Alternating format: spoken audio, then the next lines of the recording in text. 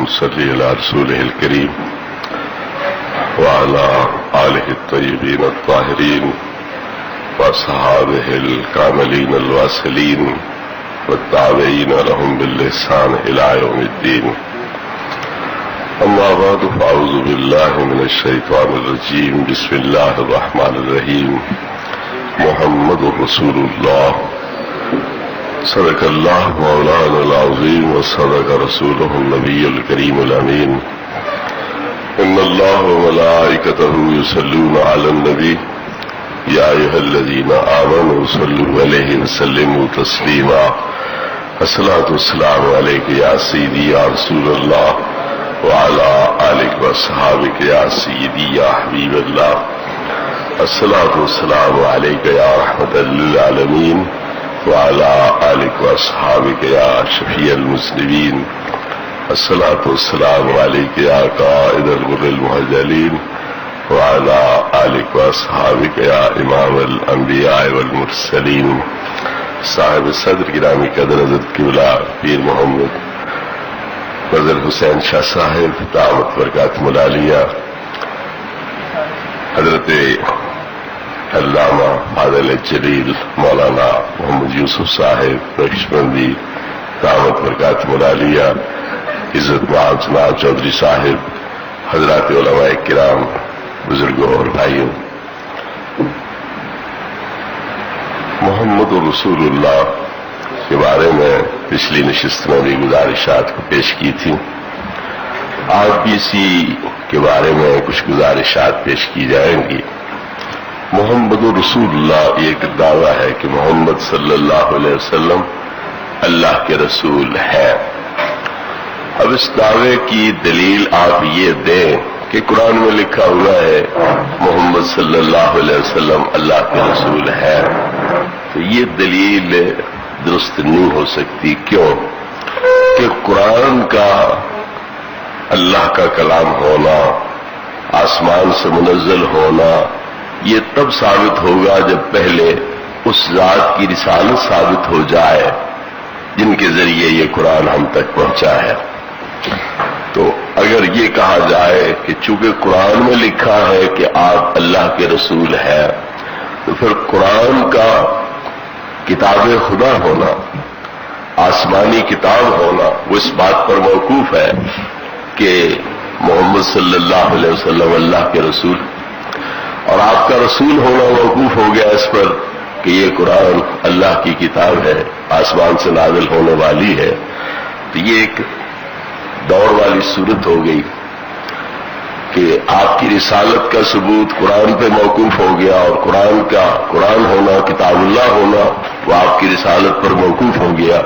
تو اس طرح آپ کی رسالت کے ثبوت پر موقوف ہو جائے گی. جس طرح کوئی یہ کہے کہ لا الہ الا اللہ، اللہ ایک ہے، واحد ہے، موجود ہے، عالم ہے، صاحب قدرت ہے، صاحب حکمت ہے، صاحب ارادہ ہے، صاحب کلام ہے. کیوں؟ قرآن میں یہ صفتیں لکھی ہوئی ہیں. تو قرآن اللہ کا کلام ثابت ہوگا تب آپ اس سے استدلال پیش کر سکو گے.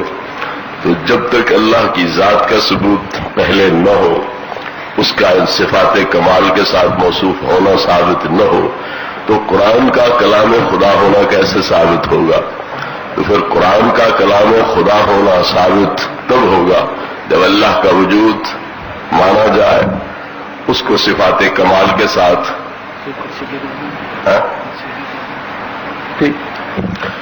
اس کو صفات کمال کے ساتھ موصوف اور متصف مانا جائے. تو اللہ کا وجود اور صفات کمال سے اتصاف قرآن پہ موقوف ہو گیا. قرآن کا کلام خدا ہونا وہ اللہ کی ذات، اس کے وجود اور اس کے صفات کمال سے متصف ہونے پر موقوف ہو گیا. تو اسے دور کہا جاتا ہے ہماری اصطلاح میں. تو یہ استدلال ٹھیک نہیں ہوگا. تو عقلی طور پر ثابت کرنا پڑے گا پہلے کہ اللہ رب العزت کی ذات موجود ہے، وہ ان کمالات کے ساتھ موصوف اور متصف ہے. دلائل آفاق و انفس والے پیش کیے جائیں گے کہ زمین ممکن ہے، آسمان ممکن ہے، سورج چاند تارے ممکن ہے، ممکن وجود اور عدم میں برابر ہوتے ہیں، تو ایک ایسی ذات چاہیے جو ان کے وجود کو عدم پر ترجیح دے۔ تو ترجیح دینے والا وہی ہو سکتا ہے جس کا وجود اپنا ہو، جو خود وجود میں غیر کا محتاج ہو وہ دوسرے کو وجود کیا عطا کرے گا؟ تو اس طرح پر اللہ رب العزت کا موجود ہونا، بذات خود واجب الوجود ہونا، یہ ثابت ہوگا۔ اسی طرح جس میں علم نہیں، حکمت نہیں، وہ اس طرح کا ایک بہترین نظام پائیدار جو ہزارہ سال سے چل رہا ہے بغیر کسی نقص کے، بغیر کسی خلل کے، تو یہ اس بات کی دلیل ہے کہ وہ علم والا بھی ہے، حکمت والا بھی ہے، قدرت والا بھی ہے، کہ اپنی قدرت کے ساتھ اس بہترین نظام کو وہ قائم رکھے ہوئے ہے، اور سال ہر سال کا آپ نقشہ طلوع غروب کا تیار کر دیتے ہو، اور سورج اسی کے مطابق طلوع ہو رہا ہوتا ہے، غروب ہو رہا ہوتا ہے، تو اتنے بڑے اجسام جو فضا کے اندر تیر رہے ہیں بغیر کسی زنجیر میں جکڑے، تو وہ کیوں اس نظم اور ضبط کے ساتھ طلوع غروب ہو رہے ہیں، رات دن کا تسلسل قائم ہو رہا ہے؟ تو یہ چیزیں اس بات کی دلیل ہوں گی کہ وہ ذات صاحب علم بھی ہے، صاحب حکمت بھی ہے، صاحب قدرت بھی ہے، کہ جس نے ان چیزوں کو اپنے کنٹرول میں رکھا ہوا ہے، اور اس نظام کے اندر کسی قسم کا خلل وقوع پذیر نہیں ہو رہا ہے۔ تو جس طرح پہلے عقل سے وہ بات ثابت کی جائے گی کہ اللہ موجود ہے، علیم ہے، قدیر ہے، مرید ہے، شاہی ہے، اسی طرح پر پہلے عقلی طور پر یہ ثابت کرنا ہوگا کہ محمد صلی اللہ علیہ وسلم اللہ کے رسول ہیں، پھر ثابت ہوگا کہ وہ اللہ کی طرف سے کتاب بھی لائے ہیں اور ہماری رہنمائی بھی فرما رہے ہیں۔ تو اس چیز کو ہمارے علماء کلام نے اور اکابرین ملت نے مختلف پہلوؤں سے ثابت کیا ہے۔ ایک صورت یہ ہے، دلیل اس انداز میں دی جاتی ہے کہ محمد صلی اللہ علیہ وسلم نے نبوت کا دعویٰ کیا، معجزات کو ظاہر کیا، اور ہر وہ ذات جو نبوت کا دعویٰ کرے اور مرضی کے مطابق معجزات کو ظاہر کرے وہ برحق نبی اور برحق رسول ہوتے ہیں۔ اس طرح پر ثابت ہوگا کہ محمد صلی اللہ علیہ وسلم اللہ کے نبی اور اللہ کے رسول ہیں۔ اب یہ صغرا کبرا دو جزیں اس دلیل کی ہو گئی کہ آپ نے نبوت کا دعویٰ کیا اور معجزات کو ظاہر کیا، تو آپ کا دعویٰ نبوت کرنا، فرمانا، یہ تواتر کے ساتھ ثابت ہے۔ موافق، مخالف، یہودی، عیسائی، مشرک، پوری دنیا کے لوگ اس بات کا اعتراف کرتے ہیں، اس بات کو مانتے ہیں کہ واقعی محمد ابن عبداللہ نے نبوت کا دعویٰ کیا، اور یہ بات بھی طے شدہ ہے کہ آپ نے معجزات ظاہر فرمائے۔ اور جب یہ بات طے ہوگی کہ دعویٰ نبوت بھی کیا، معجزات بھی ظاہر کیے، تو پھر یہ بات یقینی طور پر ثابت ہو جائے گی کہ ہر وہ ذات جو دعویٰ نبوت کرے اور معجزات ظاہر کرے، یعنی ایسے معجزے جو ان کی مرضی کے مطابق ہوں اور ان کی تائید اور تصدیق کرنے والے ہوں، تو وہ سچے نبی ہوں گے۔ بعض اوقات ایک بندہ شعبہ تو دکھلاتا ہے لیکن اس میں الٹا اس کی جگہ ہنسائی ہوتی ہے، اس کی تذلیل اور تحقیر ہو جاتی ہے۔ مسیلمہ کذاب سے کہا گیا کہ اگلا نبی اندھی آنکھوں کو نورانی بنا دیتا تھا اور اندھوں کو بینا بنا دیتا تھا، تو یہ کانا بچہ ہے، اس کی آنکھ پہ ہاتھ پھیرو آنکھ ٹھیک ہو جائے۔ اس نے ہاتھ پھیرا تو خیر سے جو ٹھیک تھی وہ بھی ختم ہو گئی۔ اب اثر تو ہوا ہے، اس کا انکار تو کوئی نہیں کیا جا سکتا کہ اثر ہوا، کیونکہ کوئی زخم نہیں کیا، کوئی مکہ نہیں مارا، کوئی آنکھ پوڑی نہیں ہے، بس ہاتھ پھیرا، نوست یہ پڑی کہ جو ٹھیک آنکھ ہے وہ ختم ہو گئی۔ اب اس سے اس کی نبوت کے دعوے کی سچائی نہیں ثابت ہوگی بلکہ الٹا اس کی جگہ ہنسائی ہوئی، تذلیل ہو گئی۔ اسی طرح اس کو ایک کنویں میں لایا گیا کہ حضرت اس میں لعاب دہن ڈال دیجئے، کیونکہ جو اگلے نبی تھے محمد ابن عبداللہ صلی اللہ علیہ وسلم، وہ لعاب دہن کھاری کنووں میں ڈالتے تھے تو وہ شہد شیریں بن جاتے تھے، آپ بھی اس میں لعاب ڈالو تاکہ یہ میٹھا بن جائے، پینے کے قابل ہو جائے۔ تو پہلے کچھ پینے کے قابل تھا، خیر سے اس نے لعاب ڈالا تو پھر بالکل پینے کے قابل ہی کوئی نہ رہا۔ تو یہ تائید تصدیق نہ ہوئی بلکہ الٹا اس کی تذلیل ہو گئی۔ تو معجزہ اس خلاف معمول امر کو کہا جاتا ہے جو مدعی نبوت کے ہاتھ پر ظاہر ہو اس کے دعوے کی تصدیق کے لیے۔ تو نبی کریم علیہ الصلوۃ والتسلیم کے دعوی نبوت اور رسالت کی تصدیق کے لیے یہ آپ کی طرف سے معجزات ظاہر ہوئے، اور ایسے معجزات ظاہر ہوئے جو کفار نے منہ مانگے اور جو انہوں نے طلب کیے، آپ نے وہ معجزے ظاہر فرما دی۔ ایک اعرابی اگر نبی کریم علیہ الصلوۃ والتسلیم سے پوچھتا ہے کہ تم جو مجھے دعوت دے رہے ہو اپنی رسالت کے اقرار و اعتراف کی، تو میں یشہد اللہ کا بہذا، اس شہادت پر اور کون ہے، اور کون تمہارے حق میں یہ گواہی دیتا ہے؟ تو نبی کریم علیہ الصلوۃ والتسلیم فرماتے ہیں تو جس کے بارے میں کہے گا وہی میری نبوت کی گواہی دے دے۔ نے کہا یہ درخت گواہی دے۔ تو نبی کریم علیہ الصلوۃ والتسلیم خود چل کے نہیں گئے بلکہ اسی کافر کو کہا ہے کہ جا تو درخت کو میرا پیغام پہنچا دے کہ محمد رسول اللہ تجھے یاد فرما دے۔ اب کافر چاہتا ہے اس درخت کو نبی کریم علیہ السلام کا پیغام پہنچاتا ہے، درخت یہ نہیں دیکھتا راوی کون ہے، یہ بات مجھ تک پہنچانے والا کون، یہ تو کافر ہے، میں اس کی بات کیوں مانوں، کیوں سنوں؟ اسے علم ہے کہ یہ تو واسطہ ہے صرف، اصل حکم تو بارگاہ رسالت محمد صلی اللہ علیہ وسلم سے آ رہا ہے۔ تو وہ درخت اپنی جڑیں اکھیڑ کر ان جڑوں پہ چلتا ہوا بارگاہ رسالت محمد صلی اللہ علیہ وسلم میں حاضر ہوتا ہے، سجدے میں گر جاتا ہے، اللہ کی وحدانیت کی گواہی دیتا ہے، نبی پاک کی رسالت کی گواہی دیتا ہے۔ آپ پوچھتے ہیں اے اعرابی یا یہ کافی ہے تیرے لیے؟ عرض کرتا ہے اپنی جگہ پہ جڑ جائے، واپس چلا جائے پھر میں مان لوں گا۔ تو محبوب کریم علیہ السلام نے اشارہ کیا، واپس چلا گیا، اپنی جگہ پہ جا کے جڑ گیا، قائم ہو گیا۔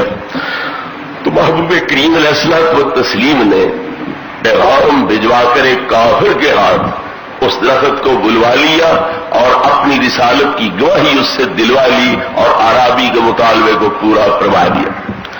اب آپ ذرا اندازہ فرمائیں کہ آندھی آتی ہے، زمین ذرا نرم ہوتی ہے آندھی کے جھٹکوں سے اور درخت زمین بوس ہو جاتے ہیں، جڑیں ہل گئیں تو درخت زمین پہ گر گیا، اب وہ ہل نہیں سکتا، لیکن وہی درخت جڑیں اکھیڑ لیتا ہے اور جڑوں پہ چلتا ہوا بارگاہ رسالت محمد صلی اللہ علیہ وسلم میں حاضر ہوتا ہے۔ ہماری اگر دو ٹانگیں آگے پیچھے نہ ہو، اکٹھی جڑی ہوئی ہو، تو کیا ہم چل سکیں؟ ایک پاؤں آگے رکھتے ہیں دوسرا پیچھے رکھتے ہیں، تب توازن قائم ہوتا ہے، پھر چلتے ہیں۔ ہاتھ اگر دونوں یہ ساتھ نہ دیں ان کا، پھر بھی توازن قائم نہیں ہوتا۔ اس لیے شریعت نے ایک جانب کے ڈاکو کے ہاتھ اور پیر کاٹنے کو جائز نہیں رکھا، بلکہ ہاتھ ایک طرف کا کاٹو، پیر دوسری طرف کا کاٹو تاکہ چلنے کے قابل رہے۔ ہاتھوں کے ذریعے ایک ہاتھ باقی ہوگا، ایک پیر باقی ہوگا، اس کا توازن قائم ہو جائے گا، یہ چل پھر سکے گا۔ لیکن یہاں نہ پیر ہے، نہ ہاتھ ہے، نہ توازن قائم کرنے کی کوئی صورت ہے، اس کے باوجود وہ درخت چلتا ہوا جڑوں پر بارگاہ رسالت محمد صلی اللہ علیہ وسلم میں حاضر ہو رہا ہے۔ تو اسے قدم کہاں سے مل گئے، کس رخ پہ جانا ہے یہ شعور کہاں سے مل گیا، اور زبان عربی کہاں سے آ گئی کہ جس کے ساتھ وہ لا الہ الا اللہ کی بھی گواہی دے رہا ہے اور محمد رسول اللہ کی بھی گواہی دے رہا ہے۔ تو اللہ کے مقبول بندے جب کسی چیز میں چاہتے ہیں اپنی روحانیت کو اثر انداز کر کے، اپنی روحانیت اس میں داخل کر کے اس کو بے جان نہیں چھوڑتے، جاندار بنا دیتے ہیں، بے عقل نہیں رہنے دیتے، صاحب عقل و شعور بنا دیتے ہیں، اور یہ قوتیں اور توانائیاں بھی ان کو عطا فرما دیتے ہیں۔ محبوب کریم علیہ الصلوۃ والتسلیم نے جب مکہ فتح کر لیا تو مکے کے کافر جو بڑے سرگرم تھے، جوشیلے تھے، اسلام کے خلاف، اہل اسلام کے خلاف کارروائیوں میں پیش تھے، وہ بھاگ گئے۔ کہ اب سوائے قتل کی ہمارے لیے اور کیا صورت ہے.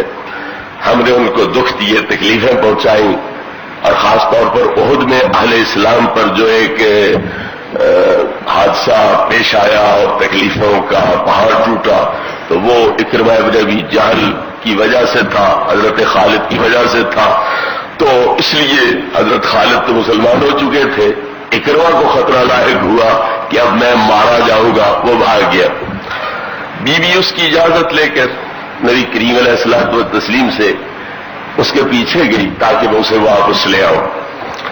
یا رسول اللہ اگر اس کی جاموشی کر دو، میں اس کو واپس لاتی ہوں، وہ آپ کا کلمہ پڑھ لے تو اس کی جان بھی بچ جائے گی، میرا سوال بھی نہیں لٹے گا، مستقبل بھی تاریخ نہیں ہوگا.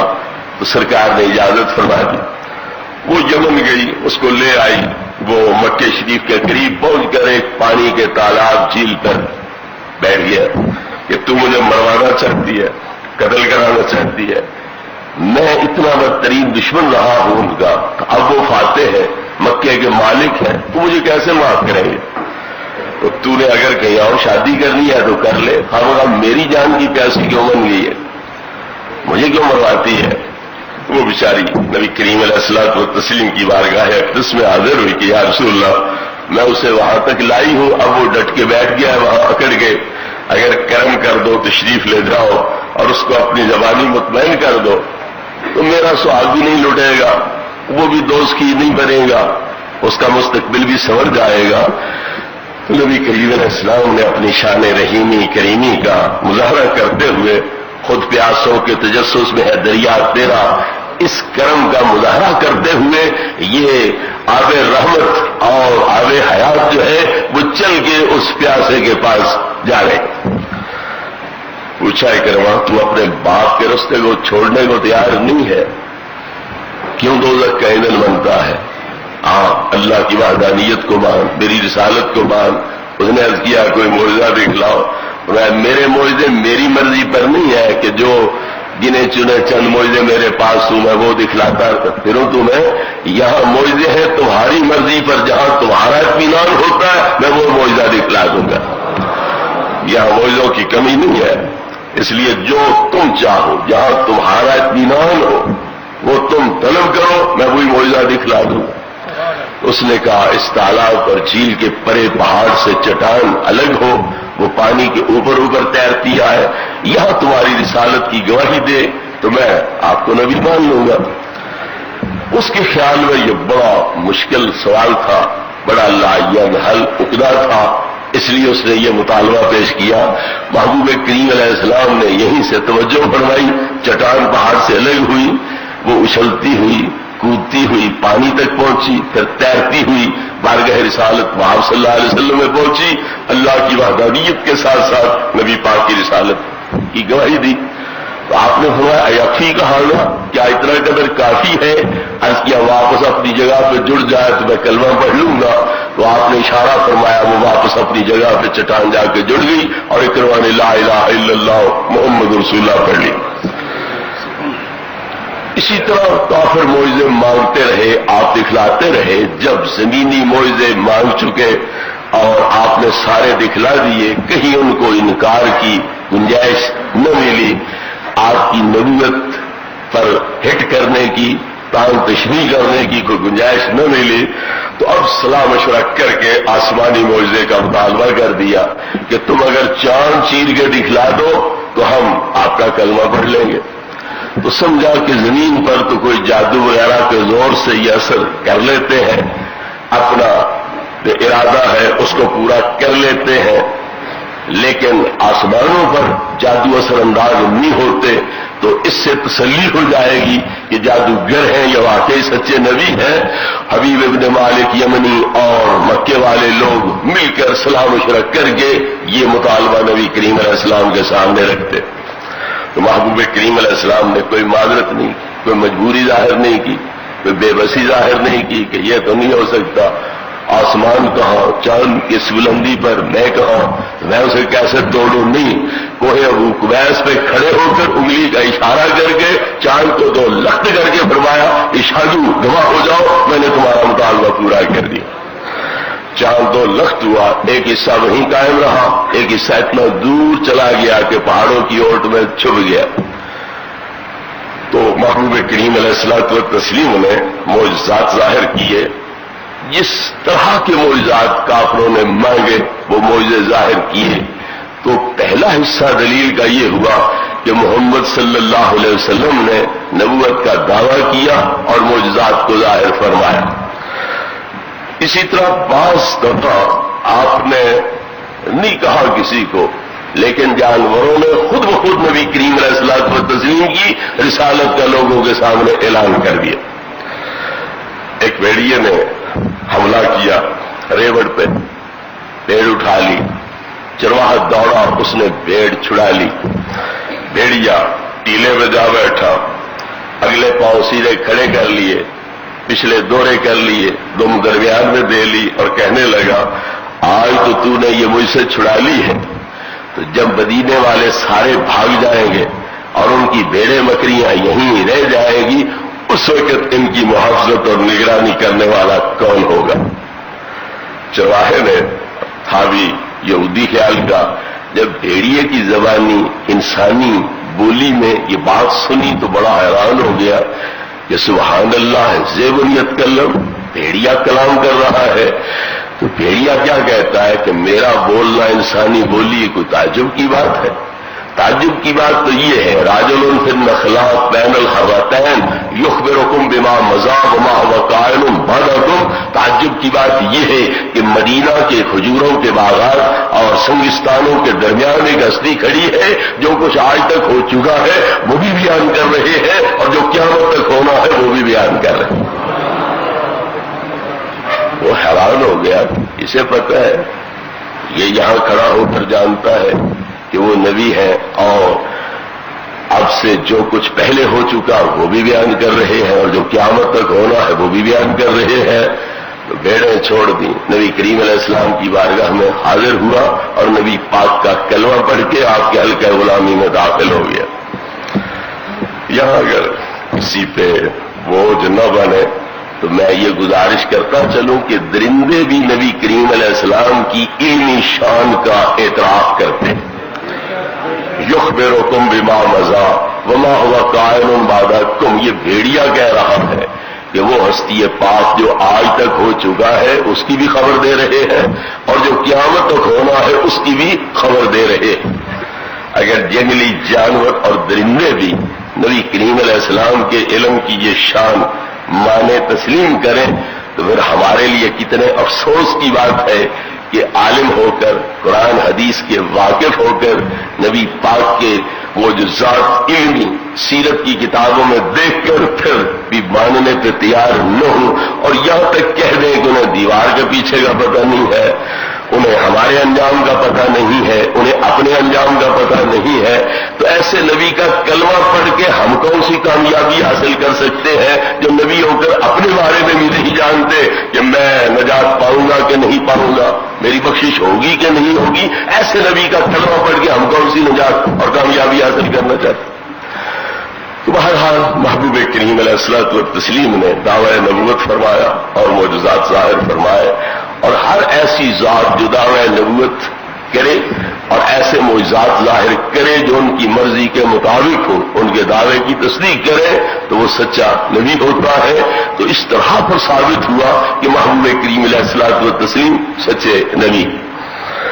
یہاں پر میں تھوڑی سی تفصیل اس کی عرض کر دوں، پہلے بھی ایک مرتبہ عرض کی تھی، دوبارہ پھر ذرا ذہن نشین ہو جائے کہ معمول کے خلاف جو کام ہوتا ہے اسے خرق عادت کہا جاتا ہے۔ سورج مشرق سے نکلتا ہے، مغرب میں ڈوبتا ہے، اب اسے مغرب سے واپس کر لیا جائے، مغرب سے طلوع ہو جائے تو یہ خلاف معمول ہو گیا۔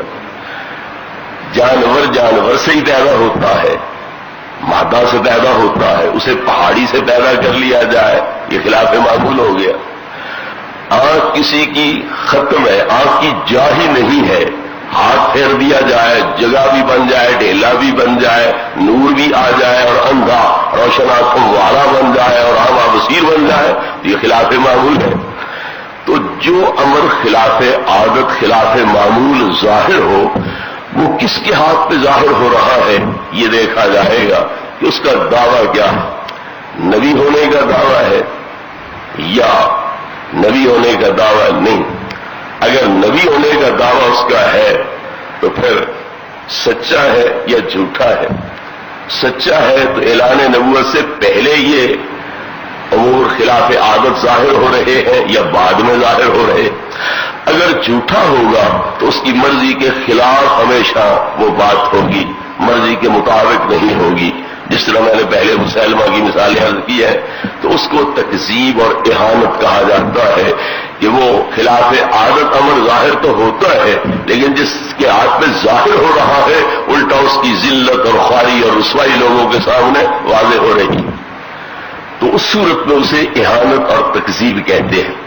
سچے نبی کے ہاتھ میں ظاہر ہو اعلان نبوت کے بعد تو اسے معجزہ کہا جاتا ہے، اعلان نبوت سے پہلے ظاہر ہو تو اس کو ارہاس کہا جاتا ہے۔ ارہاس کا مطلب ہے بنیاد رکھنا، تو یہ بھی ایک بنیاد رکھی جا رہی ہے کہ لوگوں کو پتا چلے کہ جن کی ابتدا یہ ہے ان کی انتہا کیا ہوگی۔ حضرت عباس رضی اللہ عنہ دیکھتے ہیں کہ محبوب کریم علیہ السلام پہ اوڑے میں لیٹے ہیں، شیرخوار بچے ہیں، جدھر آپ کے ہاتھ جھکتے ہیں آسمانی چاند ادھر جھک جاتے ہیں۔ اسی طرح جناب عبد المطلب دیکھتے ہیں کہ کعبہ میرے بیٹے حضرت عبداللہ کے گھر کو سجدہ کر رہا ہے، بت کلا میں بت گر کے سجدہ ریز ہو رہے ہیں۔ بت پرست جب ان کو سجدہ ریز حالت میں دیکھتے ہیں تو سوچتے ہیں کہ کسی کی شرارت ہے، کوئی ہمارے خداؤں کی توہین کر گیا، سیدھا کرتے ہیں، اپنی جگہ پہ گاڑتے ہیں، وہ پھر گر جاتے ہیں، پھر گاڑتے ہیں، پھر گر جاتے ہیں، تو وہ تنگ آگے پوچھتے ہیں کہ تمہیں کیا ہو گیا، تم اپنی جگہ پہ قائم کیوں نہیں ہو سکتے؟ تو بت جواب کیا دیتے ہیں، تردع لمولود اضاعت بنورہ جمیع فجاج الارض بالشرق والغرب، ہم اپنی زمین نیاز پر رکھ کے اس ہستی کی عظمت کو سلام عقیدت پیش کر رہے ہیں جن کے نور نے مشرق سے مغرب تک کو روشن کر دیا۔ تو کعبہ سجدے کرے، بت سجدہ ریز ہو جائے، آتش قدح فارس 1000 سال سے جو نہیں بجھا تھا وہ یکدم بجھ جائے، ایوان کسریٰ میں زلزلہ آئے، اس میں دراریں پڑ جائیں، تو یہ چیزیں اس بات کی خبر دے رہی ہیں کہ دنیا میں کوئی ایسی ہستی رونما ہو گئی ہے جو اس کے نظام کو بدلنے والی ہے اور اس کے اندر ایک واضح تبدیلی لانے والی ہے، تو اسے ارہاس کہا جاتا ہے۔ اگر نبوت کا دعویٰ نہیں ہے تو یا کافر ہوگا یا مومن ہوگا۔ اگر کافر ہو جس طرح دجال ہے یا ہندو جوگی ہوتے ہیں تو یہ لوگ بھی مجاہد ریاستیں کر کے اپنے آپ کو اس قابل بنا لیتے ہیں کہ اس طرح کے شعبے ظاہر کریں۔ حضرت غوث علی شاہ صاحب کلندر کے تذکرہ غوثیہ میں یہ مذکور ہے کہ انہوں نے ایک ایسا ہندو جوگی دیکھا جو مردوں کو زندہ کر لیتا تھا، اپنی روح نکال کے مردہ چڑیا کے جسم میں داخل کر دیتا، پھر اس سے روح واپس اپنے جسم میں داخل کر لیتا، تو اس طرح کے شعبے دکھلاتا تھا۔ کسی گدا کو کہے تو بادشاہ تو وہ بادشاہ بن جاتا، کسی بادشاہ کو کہتا تو گدا ہے وہ گدا بن جاتا۔ تو اس نے پوچھا کہ جناب یہ کمالات آپ نے کہاں سے حاصل کیے؟ اس نے کہا نفس کی خلاف ورزی کر کے۔ نفس اچھی چیز کھانے کو کہتا تو میں اسے گندی چیز دے دوں، یہ گندی نالیوں کے پانی پلاتا اسے، غلاظت کھلاتا اسے، تو اس طرح کی نفس کی تذلیل کر کے میں اس مقام پہ پہنچا ہوں۔ تو انہوں نے کہا کہ تیرے کہنے پر گدا بادشاہ بنے، تیرے کہنے پر غریب امیر بن گئے، لیکن تو نے تو گند کھایا، غلاظت کھائی، تو نے کیا کمایا؟ فائدہ اٹھا رہے ہیں تو لوگ اٹھا رہے ہیں، تو نے کیا فائدہ اٹھایا؟ تو وہ غلاظت اور گند کھا رہا ہے، تو کیوں نہیں دین مصطفیٰ صلی اللہ علیہ وسلم میں داخل ہوتا اور محبوب کریم علیہ السلام کی حلقہ غلامی میں کیوں نہیں آتا تاکہ تجھے غلاظتیں بھی نہ کھانی پڑے اور کمالات بھی حاصل ہو جائیں؟ تو یہ شعبے جو ظاہر ہوتے ہیں کافروں کے ہاتھ پر ان کو استدراج کہا جاتا ہے۔ استدراج کا مطلب کیا ہے کہ درجہ بدرجہ اللہ انہیں دوزخ کی طرف لے جا رہا ہے، وہ سمجھتے ہیں ہم نے بڑا کمال حاصل کر لیا، ہمارا یہ طریقہ بڑا ٹھیک ہے، درست ہے کہ ہم اس کے ذریعے اتنے صاحب کمال ہو گئے اور وہ پکے ہو جاتے ہیں، اس پر نتیجہ نکلتا ہے وہ دوزخ کا ایندھن بن جاتے ہیں. تو اس کو استدراج کہا جاتا ہے. دجال آئے گا تو وہ بارشیں برسائے گا، زمین سے دیگیں سونے کی نکالے گا، ہوا میں ہاتھ بڑھا کے ٹوکرے روٹیوں کے حاصل کر لے گا، دیگیں سالن کی حاصل کر لے گا. تو اس طرح کے شعبے وہ بھی دکھلائے گا، لیکن خدائی ہو دعوے دار ہوگا کہ میں خدا ہوں. ہوگا کانا، اپنی آنکھ بھی ٹھیک نہیں کر سکے گا. اس کے ماتھے پہ کافر لکھا ہوگا جو ہر بندہ واضح طور پر پڑھ سکے گا، وہ اپنے ماتھے سے یہ کافر والی کالک کی نہیں مٹا سکے گا. تو اس طرح کے استدراج شعبے خلاف معمول امر کافروں کے ہاتھ میں بھی ظاہر ہو جاتے ہیں. اور اللہ کیوں ظاہر ہونے دیتا ہے؟ سچے نبی کے ہاتھ پر تو معجزہ ظاہر ہوتا ہے مرضی کا، لیکن جھوٹے نبی کے ہاتھ پر وہ اس کی مرضی کا معجزہ ظاہر نہیں ہونے دیتا، خرق عادت ظاہر نہیں ہونے دیتا. کیوں؟ تاکہ سچے جھوٹے میں امتیاز ہو جائے. تو جو خدائی دعوے دار ہے پھر اس کے ہاتھ پر ایسے کمال کیوں ظاہر ہونے دیتا ہے؟ اس لیے کہ اس کا ماں کے پیٹ سے پیدا ہونا، ماں کے دودھ پہ پلنا، ماں باپ کے ہاتھوں غذا کھانا، پروان چڑھنا اور پھر روٹی پانی کا محتاج ہونا، یہی فضلہ باہر نہ نکلے تو قریب المرگ ہو جانا، باہر نکلے تو تب اس کی جاں بخشی ہونا، یہ اس بات کی دلیل ہے کہ وہ خدائی دعوے میں جھوٹا ہے. اس لیے یہاں رکاوٹ ڈالنے کی نوبت نہیں آتی. اللہ رب العزت یہاں ان کے مرضی کے جو ہوتے ہیں شعبے وہ ظاہر ہونے دیتا ہے، کیونکہ ان کی حقیقت اصلیت پہ کوئی ذرا بھی غور کرے تو سمجھ آ جاتی ہے بات کہ یہ خدا نہیں ہو سکتا. تمہارا اس کو استدراج کہتے ہیں. لیکن اگر نبوت کا دعوے دار بھی نہیں، مومن ہے، امتی ہے، تو متقی پرہیزگار ہے، تو جو اس کے ہاتھ پر ایسا امر ظاہر ہوگا اس کو کرامت کہتے ہیں. مردوں کو زندہ کریں، اندھوں کو روشن آنکھیں عطا کریں، سورج کو اپنی جگہ پر روک دیں، جب تک میں نماز نہ پڑھ لوں تو آگے نہیں چل سکتا. اس طرح کے کمالات ان ہستیوں سے جو ظاہر ہوتے ہیں یہ کرامات کہلاتے ہیں. لیکن ایک بندہ مومن تو ہے، متقی پرہیزگار نہیں ہے، وہ بھی کبھی ایک بات کہتا ہے تو اسی طرح ہو جاتی ہے، جو اس کے منہ سے نکلتا ہے فوراً پورا ہو جاتا ہے. تو یہ ولایت نہیں ہے جس طرح آج کل کچھ لوگ ہوتے ہیں، نہ منہ پہ داڑھی ہے، نہ کبھی نماز پڑھی ہے، نہ غسل کیا ہے، کبھی نہ وضو کیا، اور نہ ہی پاکیزگی پلیدی کا پتہ ہوتا ہے، نہ ہی کوئی باقی تفصیلات شریعت کی پتہ ہوتی ہے، لیکن ان کے منہ سے کوئی بات نکلتی ہے پوری ہو جاتی ہے. لوگ ولی سمجھتے ہیں، کلندر سمجھتے ہیں، اسے قطب زمان سمجھتے ہیں اور اس کے قدموں پہ گر رہے ہوتے ہیں. تو یہ مؤونت کہلاتی ہے کہ اللہ رب العزت نے اس کے کلمے کی لاج رکھتے ہوئے جو اس کی زبان سے نکلا اسے پورا کر دیا. یہ کرامت نہیں کہلاتی، یہ مؤونت کہلاتی ہے. یہ تنبیہ ہے اسے کہ دیکھ تیرے کلمہ پڑھنے کی ہم نے تو اتنی لاج رکھی کہ جو تیرے منہ سے نکلا پورا کر دیا. کوئی تجھے بھی شرم آتی ہے؟ کوئی تو بھی باز آئے گا برائیوں سے کہ نہیں آئے گا؟ تو بھی ہمارے حکموں کی تعمیل کرے گا کہ نہیں کرے گا؟ اس کو مؤونت کہا جاتا ہے کہ اللہ نے اس کے کلمے کی لاج رکھ کے اس کے لیے باقی جو اسلامی احکام ہے ان پر عمل کی جو ہے راہ وہ اس کے لیے ہموار فرما دی. تو یہ اقسام ہے خرق عادت کے اور خلاف معمول کے. تو ہر چیز کو معجزہ سمجھ لینا یہ بھی غلط ہے، ہر چیز کو کرامت سمجھ لینا یہ بھی غلط ہے. معجزہ سچے نبی کے ہاتھ میں ظاہر ہوتا ہے اعلان نبوت کے بعد، اور کرامت جو کامل متبع ہو پیارے مصطفیٰ صلی اللہ علیہ وسلم کے دین کا، اس کے ہاتھ پر وہ خلاف معمول امر ظاہر ہوتا. تو نبی کریم علیہ الصلوۃ والتسلیم نے نبوت کا دعویٰ کیا، معجزات ظاہر کیے، جو کافروں نے منہ مانگے وہ معجزات ظاہر کیے، اور کہیں بھی کوئی کمزوری ظاہر نہیں ہو سکی. ان کی جو خواہش تھی ہر موقع پر نبی کریم علیہ السلام نے پوری فرما دی. تو جو ایسی ذات ہو کہ اپنی تصدیق کے لیے معجزات اور خلاف معمول چیزیں ظاہر کریں تو وہ سچے نبی ہوتے ہیں. اس طرح پر ثابت ہوا کہ آپ واقعی سچے نبی. ایک بڑا اہم معجزہ اس مقام پر میں ضرور ذکر کرنا چاہوں گا. وہ کیا ہے؟ نبی کریم علیہ الصلوۃ والتسلیم کا قرآن، بلکہ اس قرآن کی ہر تین آیتوں کا مجموعہ یہ نبی کریم علیہ السلام کا معجزہ ہے۔ اس لحاظ سے بھی آپ کی سچائی واضح ہوتی ہے کہ آپ امی ہیں، ایک دن کے لیے بلکہ ایک منٹ کے لیے کسی مکتب میں نہیں گئے، کسی کے سامنے زانوے تلمذ تاہم نہیں کیے، کسی سے الف بے نہیں پڑھی ہے، اور اس کے باوجود آپ ایک کتاب ظاہر کر رہے ہیں، کلام ظاہر کر رہے ہیں اور چیلنج کر رہے ہیں کہ اگر میرے اس قرآن میں کسی کو شک ہے تو اس کی مثل بنا کے لے آؤ۔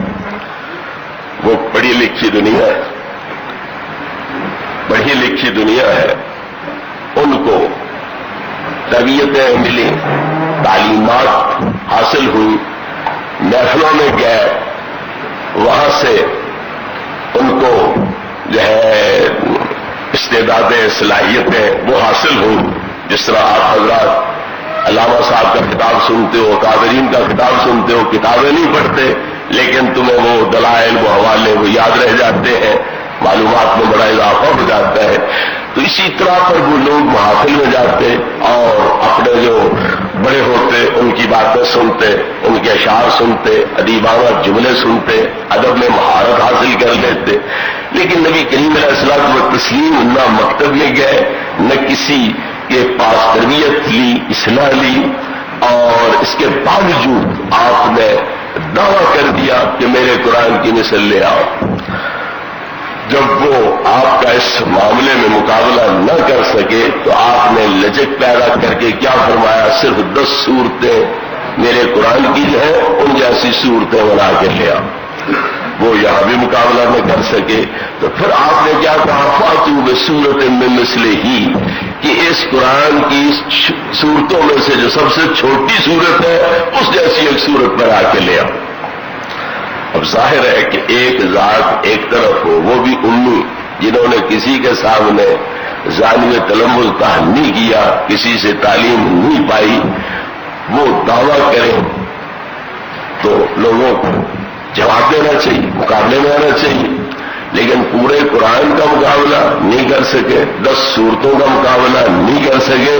اب آپ نے لچک پیدا کرتے ہوئے چھوٹی سے چھوٹی صورت کے مقابلے میں صورت بنا کے لانے کا چیلنج کیا ہے کہ فاتوا بسورۃ من مثلہ، کہ میرے قرآن کی صورتوں میں سے جو سب سے چھوٹی صورت ہے اس جیسی صورت بنا کے لے آؤ۔ اب غیرت والی بات تو یہ ہے کہ ایک امی آدمی اور وہ پڑھے لکھے لوگوں کو سب کو چیلنج کر رہا ہو، انہیں کہنا چاہیے لو ہمارا یہ اکیلا آدمی تیرا مقابلہ کرتا ہے، لیکن وہ سارے مل کر بھی نہیں کر رہے۔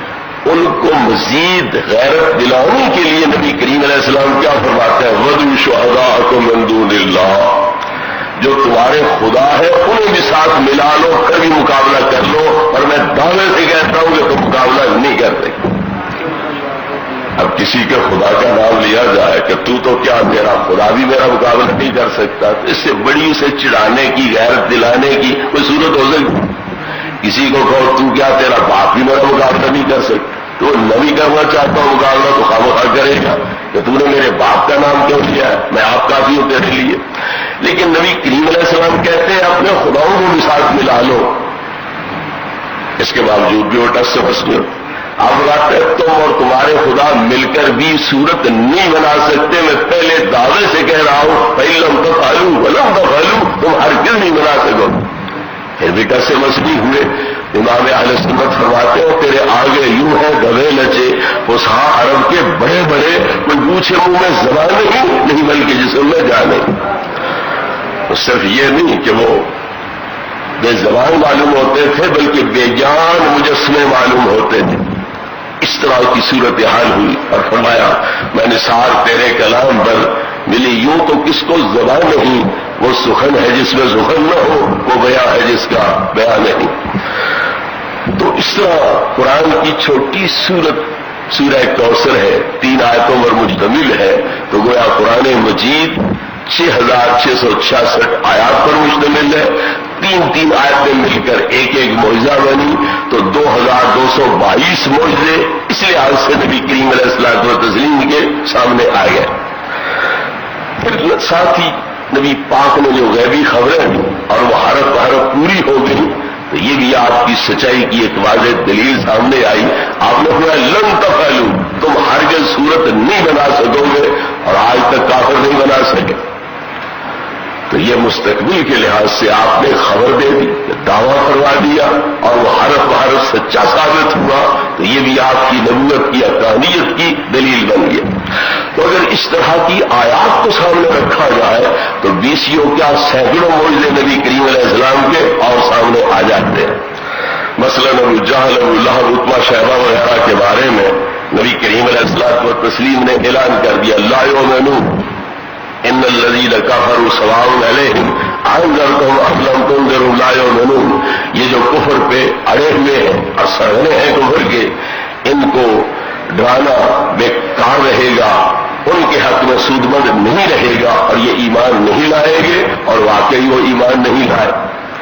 اسی طرح نبی کریم علیہ الصلوۃ والتسلیم نے یہود کو چیلنج کیا کہ اگر تم اللہ کے بیٹے ہونے کے دعوے میں، اللہ کے محبوب ہونے کے دعوے میں سچے ہو تو پھر کرو موت کی آرزو، کیونکہ اس کی ملاقات کی صورت کیا ہے؟ الموت جسر یوصل الحبیب الی الحبیب. موت ایک پل ہے جو پار والے یار تک پہنچاتی ہے. تو اس یار سے ملاقات کی صورت کیا ہے؟ موت کو قبول کرنا. تو پھر مرو اور پہنچو اللہ کی بارگاہ میں. بیٹا باپ کے پاس جاتے نہیں ڈرتا، یار کے پاس جاتے، محبوب محب کے پاس جاتے نہیں ڈرتا نہیں گھبراتا، کرو موت کی آرزو. ساتھ ہی فرما دیا لا یتمنونہ ابدا، یہ کبھی بھی موت کی آرزو نہیں کر سکیں گے اور واقع نہیں کر سکیں. اسی طرح سیقول السفہاء من الناس ما ولاھم عن قبلتہم التی کانوا علیہا. نبی کریم علیہ الصلوۃ والتسلیم نے پہلے ہی اعلان کر دیا کہ قبلے کی تبدیلی پر بے وقوف لوگ کہیں گے کہ اگر پہلا قبلہ ٹھیک تھا تو یہ غلط ہے، یہ ٹھیک ہے تو پہلا غلط ہے. تو یہ پہلے ہی کہہ دیا اور واقعہ اسی طرح ہوا.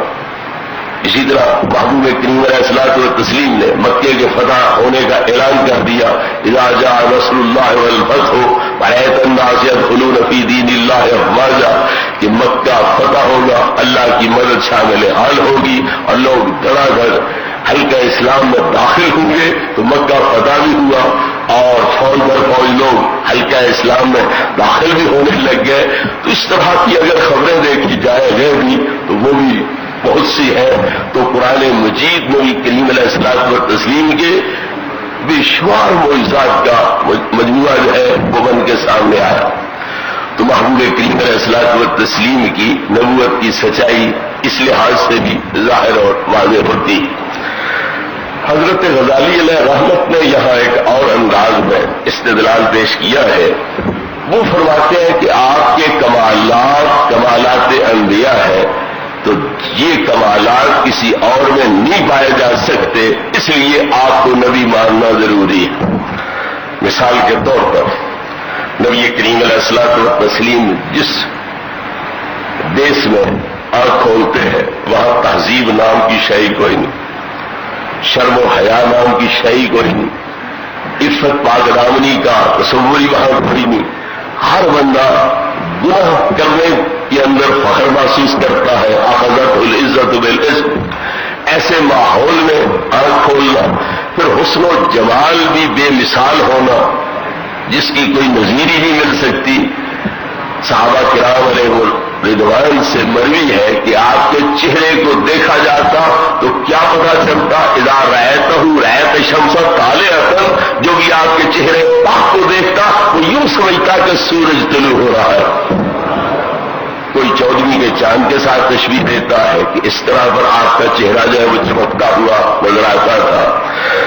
تو اس طرح کا حسن و جمال ہو کہ بے مثال لاجواب حسن ہے، پھر نیکی بدی کی تمیز کوئی نہ ہو، تو ایسی صورت میں آپ کو اس ماحول میں ڈل جانا چاہیے تھا اور اس طرح کے فعل آپ سے بھی صادر ہونے چاہیے تھے.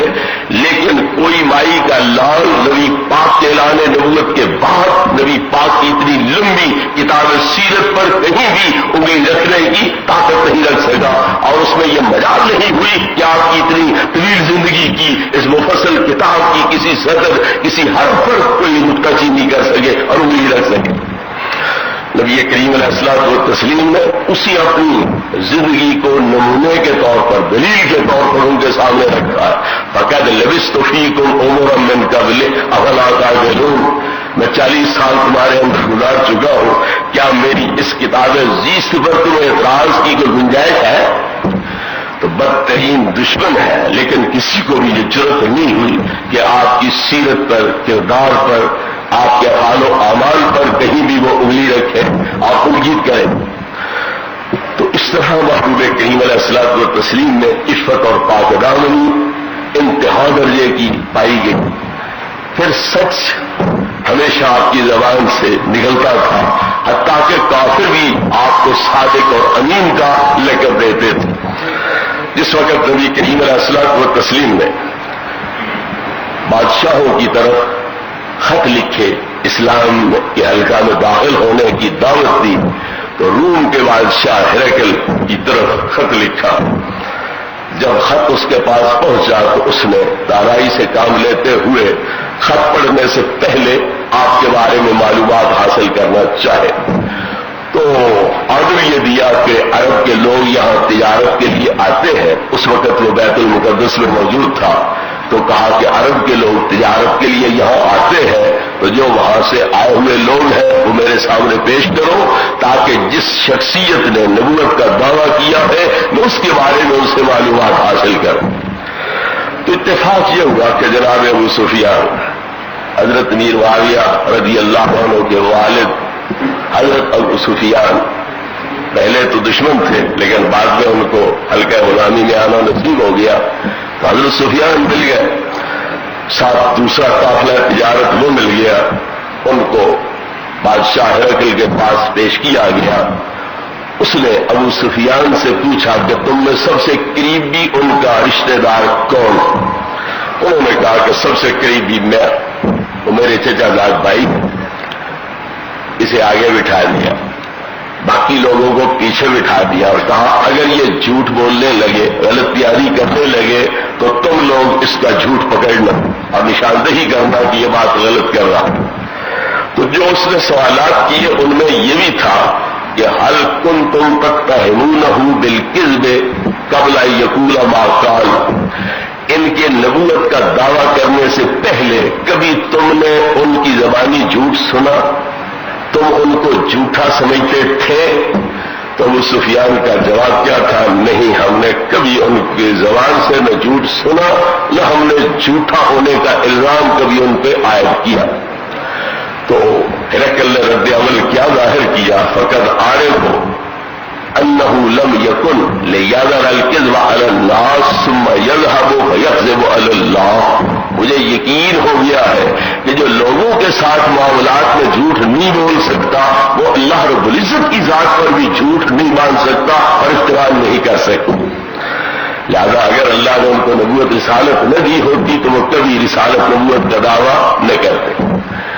اسی طرح اس نے پوچھا کہ حل یغدر، کیا تم سے جو عہد و پیمان کرتے ہیں تو کبھی آج شکنے بھی کیے، خلاف وعدہ بھی کبھی کیا ہے؟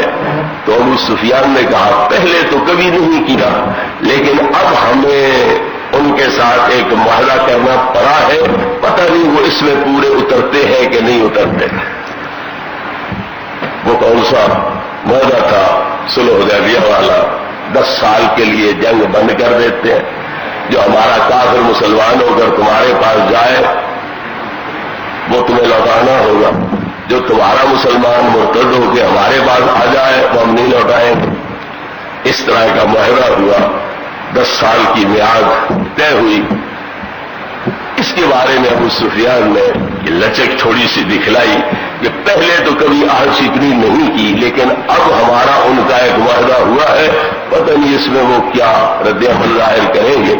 لیکن ہرقل نے اس بات کا کوئی نوٹس نہ لیا، اس کی طرف کوئی توجہ نہ کی۔ یہ تو ایک امکان احتمال ذکر کر رہے ہیں، ان کی پہلی زندگی ساری کے بارے میں یہ بدترین دشمن ہونے کے باوجود گواہی دے رہا ہے کہ کبھی عہد شکنی نہیں کی ہے. اس نے کہا بذالک رسول اللہ تقدر، یہی شان رسولوں کی ہے کہ وہ عہد شکنی کبھی نہیں کیا کرتے. اسی طرح محبوب کریم علیہ الصلوۃ والتسلیم کا علم بردباری وہ بے مثال ہے. حتیٰ کہ طائف کے لوگوں نے پتھر مار مار کے آپ کو لہن کیا.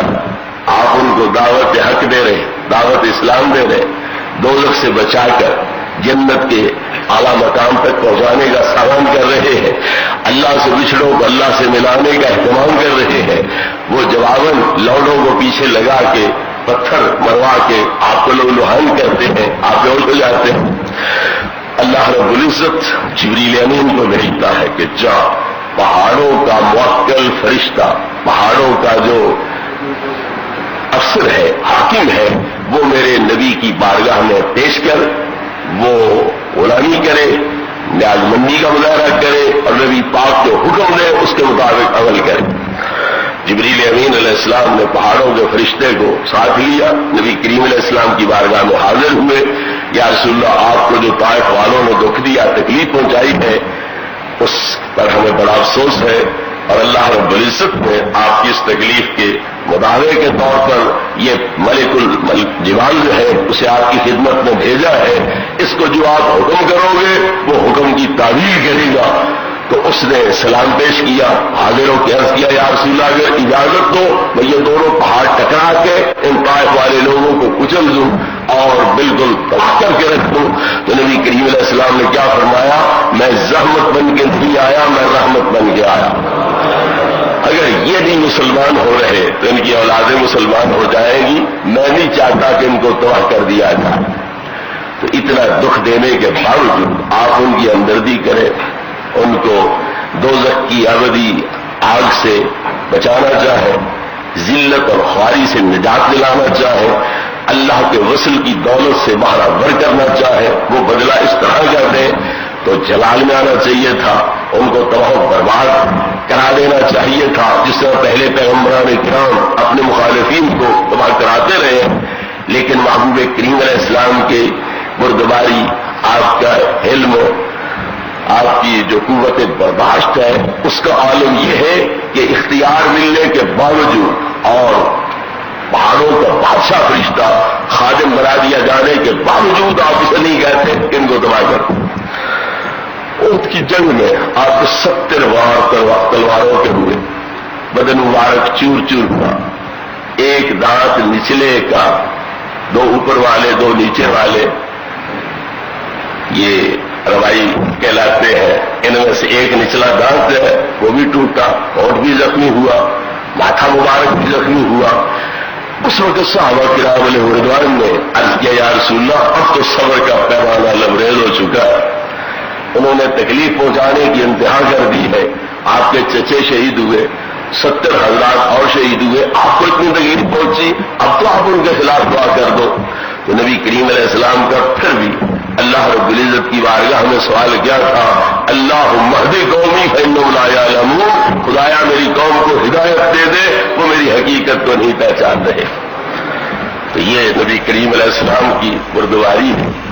اسلام کا پھر بھی اللہ رب العزت کی بارگاہ میں سوال کیا تھا، اللہم اہد قومی فانہم لا یعلمون، خدایا میری قوم کو ہدایت دے دے، وہ میری حقیقت کو نہیں پہچان رہے. تو یہ نبی کریم علیہ السلام کی بردباری ہے. مکہ فتح ہو گیا، 8000 کا لشکر لے کر آپ حملہ آور ہیں. یہ دکھ دینے والے، تکلیف دینے والے اب آپ کے سامنے مغلوب ہیں، مقہور ہیں، بے بس ہیں، مجبور ہیں. آپ چاہتے تو سب کو صفحہ ہستی سے مٹا دیتے، نیست و نابود کرا دیتے.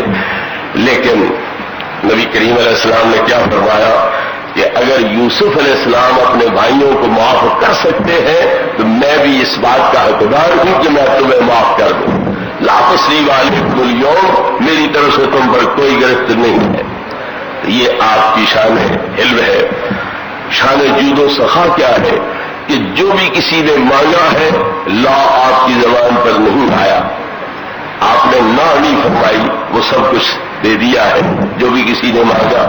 حتیٰ کہ ایک آدمی نے پوری وادی آپ کی بھیڑ بکریوں سے بری تھی، اس کا مطالبہ کر دیا، آپ نے ساری دے دی۔ وہ اپنی قوم کے پاس گیا اور کہا کہ اتنی سخاوت نبی کی ذات ہی کر سکتی ہے، اور کوئی اتنی بڑی سخاوت نہیں کر سکتی۔ تو محبوب کریم علیہ الصلوۃ والتسلیم کہ یہ صفات کمال اپنی جگہ، لیکن بعض دفعہ یہ ہوتا ہے کہ بندہ پہلے بڑے اعلیٰ صفات اعلیٰ اخلاق کا مالک ہوتا ہے، جب اقتدار مل جاتا ہے، حکومت کی کرسی پہ آ جاتا ہے تو بالکل مزاج بدل جاتا ہے، پھر وہ ایک جابر قاہر حاکم کی صورت میں اور روپ میں لوگوں کے سامنے آتا ہے۔ لیکن محبوب کریم علیہ الصلوۃ والتسلیم کی حکومت کے باوجود بھی شان تواضع وہی رہی۔ محبوب کریم علیہ الصلوۃ والتسلیم جوتا پہنے بغیر مدینہ کی گلیوں میں چلتے رہے، ایک تہون اور ایک اوپر والی چادر، اس میں آپ چلتے رہے ہیں۔ کھانا ایک دن کھایا، دوسرے دن بھوکا رہ کے آپ نے ادھر بسر کیا۔ حضرت عائشہ صدیقہ رضی اللہ تعالی عنہا فرماتی ہے کہ ما شابع آل محمد صلی اللہ علیہ وسلم یومین بخبز شعیر، یوم کی روٹی سی بھی 2 دن مسلسل نبی کریم علیہ الصلوۃ والتسلیم نے اپنا پیٹ مبارک پر نہیں کر پایا۔ لاکھوں درہم آ رہے ہیں، دینار آ رہے ہیں، صبح سے شام تک آپ تقسیم کرتے رہتے ہیں، اپنی ذات کے لیے 2 درہم بھی نہیں بچا کے رکھتے۔ تو یہ شان سخاوت ہے اور یہ شان تواضع ہے کہ ایک آدمی آپ کی بارگاہ میں حاضر ہوا، جو چہرے پاک پہ نظر پڑی تو لرزنے لگ گیا، کانپنے لگ گیا، خدا داد حیبت جلالت آپ کی دیکھ کر لرزنے کانپنے لگ گیا۔ تو نبی کریم علیہ السلام نے فرمایا میں تو بادشاہ، تو کیوں ڈر رہا ہے، کیوں کانپ رہا ہے؟ اذبر امرأۃ کانت تاکل القدید، میں تو ایک ایسی عورت کا بیٹا ہوں جو خشک گوشت کھایا کرتی تھی۔ وہ اتنی فقیر تھی، غریب تھی کہ سوکھا گوشت کھا کر گزر بسر کیا کرتی تھی، میں تو اس عورت کا بیٹا ہوں، اسے ڈرنے کی کیا ضرورت؟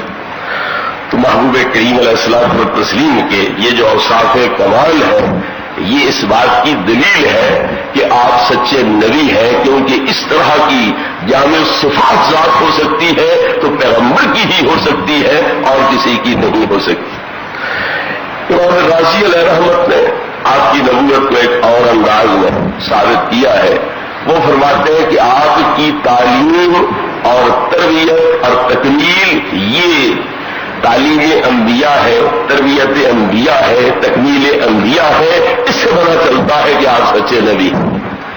پہلی دلیل امام غزالی علیہ رحمت والی جو ہے، اس کا خلاصہ کیا ہوا؟ آپ کے کمالات انبیاء ہے، ایسے کمال نبی کے علاوہ کسی بھی نہیں ہوتے، لہذا آپ نبی ہیں۔ اور راضی علیہ رحمت کی دلیل کا حاصل کیا ہے کہ آپ نے جو لوگوں کی تکمیل فرمائی، ان کی تربیت فرمائی، ان کو تعلیم دی، جو اس کے اثرات مترتب ہوئے وہ ایک پیغمبر کی تعلیم و تربیت پر، اسی کے ارشاد و تکمیل پر ہی یہ کمالات مترتب ہو سکتے ہیں۔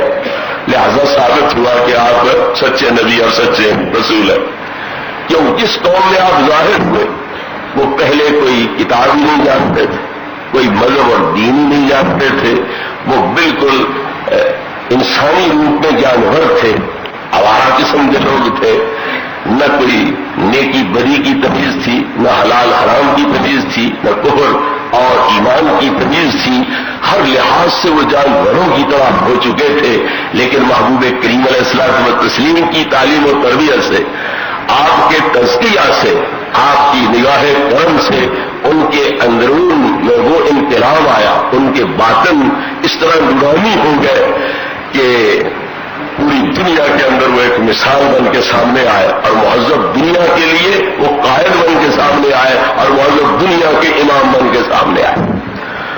حضرت سیدنا عمر رضی اللہ تعالی عنہ بت پرستی کرتے ہیں، نبی کریم علیہ السلام کو شہید کرنے کے لیے تلوار گھر سے ننگی لے کر نکلتے ہیں، آنکھیں خون برسا رہی ہیں، بدن جو ہے وہ جوش غضب میں انگارہ بنا ہوا ہے، لیکن نبی کریم علیہ الصلوۃ والتسلیم دعا فرماتے ہیں، اللہم اعز الاسلام بعمر بن الخطاب خاصۃ، اے اللہ عمر بن خطاب کے ذریعے اسلام کو عزت عطا فرما۔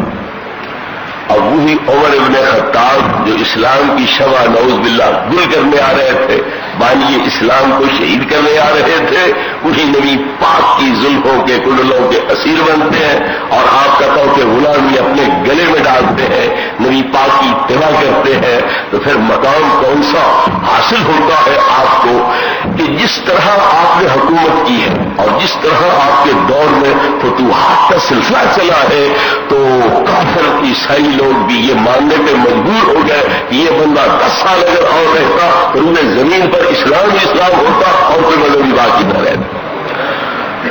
مجھے عمر بن خطاب رضی اللہ تعالی عنہ اس کمال کو پہنچے ہیں کہ ان کے دور میں زمین پہ زلزلہ آتا ہے، رات گشت کر رہے ہیں، پہرا دے رہے ہیں، رعیت سوئی ہوئی ہے، خلیفہ راشد پہرا دے رہا، زمین لرزنے لگی تو آپ نے درہ زمین پہ زور سے دے مارا اور فرمایا اس کو نہیں یار علم عادل علیک، اے زمین رک جاؤ، کیا میں تو عدل نہیں کر رہا؟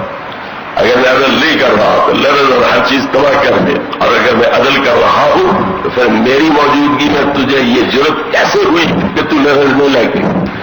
امام راضی فرماتے ہیں فلم کا تو زلزل بڑھ ہو وہ دن گیا، آج تو آیا مدینہ کی زمین پہ پھر زلزلہ نہیں آیا۔ یہ نبی پاک کا غلام جو صحیح معنوں میں سچے دل سے ہلکے غلامی میں داخل ہوا تو نبی کریم علیہ السلام نے کس پستی سے اٹھا کے انہیں کس بلندی پہ پہنچا دیا کہ زمین ان کے زیر فرمان ہے اور ڈنڈے کے ذریعے زمین سے حکم منوایا۔ دریائے نیل خشک ہو گیا، رکا پھینک کے اسے جاری کر دیا اور آج تک جاری ہے۔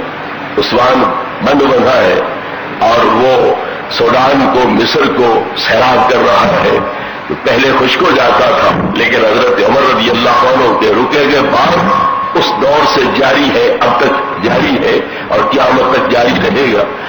حضرت ساریہ 1400 میل دور ایران کے علاقے میں آورد ہے، دشمن فوجوں کے ساتھ برسرے پیکار ہے، وہ نرغے میں آ رہے ہیں، تو آپ یہاں سے رہنمائی کرتے ہیں یہاں ساریہ تو الجا والا الجا والا الجا والا، وہ ساریہ پہاڑ کی اوٹ لے لے، پہاڑ کی طرف پشت کر لے، پہاڑ کی طرف پشت کر کے اپنا جو ہے دکھا کر اور درگے سے نکل، تو یہ آواز وہاں پہنچ بھی جاتی ہے، وہ سن بھی لیتے ہیں اور عمل کر کے تباہی سے بچ بھی جاتے ہیں اور فتح کے پھریرے لہراتے ہوئے واپس وطن پہنچتے۔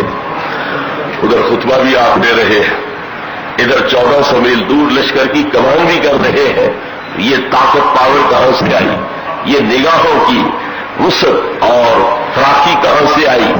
دوربینی کہاں سے آئی؟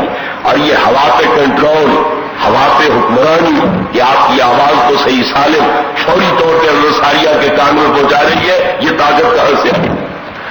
ہم جٹ لوگ ہیں، اگر ایک آدمی قلعہ گاڑ رہا ہو زمین میں، اسے ٹھوک رہا ہو تو وہ قلعے پہ ضرب لگا کے ٹھوکے کے ساتھ جب کندھے کے اوپر پھر اٹھا کے پہنچا دیتا ہے تب دور آواز اس کی سنائی دیتی ہے، 1 ایکڑ 2 ایکڑ کے فاصلے پر پھر آواز سنائی دیتی ہے۔ تو اگر 1 ایکڑ 2 ایکڑ کے فاصلے پر 2 منٹ کا فرق پڑ سکتا ہے تو 1400 میل دور تک کتنا فرق پڑنا چاہیے تھا آواز پہنچتے پہنچتے؟ وائرلیس کے ذریعے آواز فوراً پہنچائی جاتی ہے، لیکن ہوا کی رفتار سے اگر جاتی ہے تو بڑا وقت چاہیے تھا، تو اتنے میں تو ان کا کام ہی ہو جاتا، وہ گھیرے میں آ جاتے، تباہ ہو جاتے۔